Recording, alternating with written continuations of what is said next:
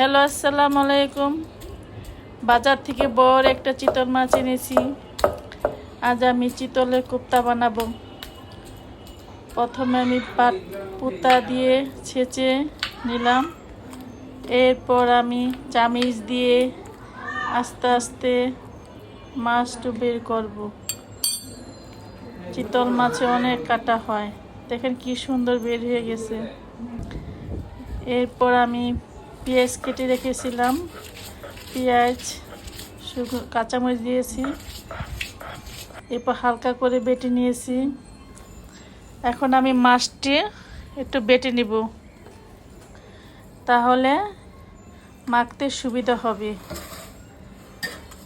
এর সাথে পেঁয়াজ মরিচগুলো যে বেটেছিলাম এগুলি মেখে দিব। তারপর হালকা করে একটু বেটে নিব যাতে মিশে যায়। এর উপরে মরিচ, হলুদ, আদা, জিরা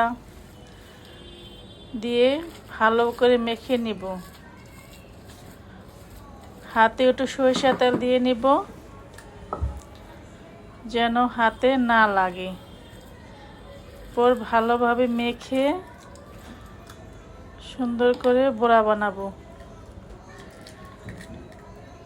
অনেকে মাছের চামড়া ভিতর দিয়ে দেয়, কিন্তু আমি দিব না, অনেক কাটা থাকে, আমার বাচ্চারা খেতে পারে না। এরপর আমি ডুবা তেলে ভাজবো। দেখেন কি সুন্দর হয়ে গিয়েছে আমার চিতল মাছের কোপ্তা।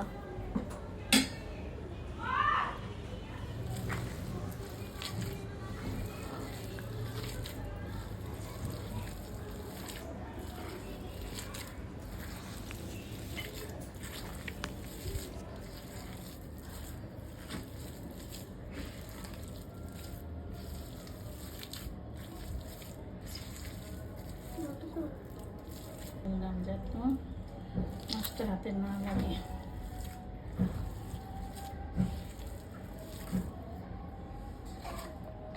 ধন্যবাদ।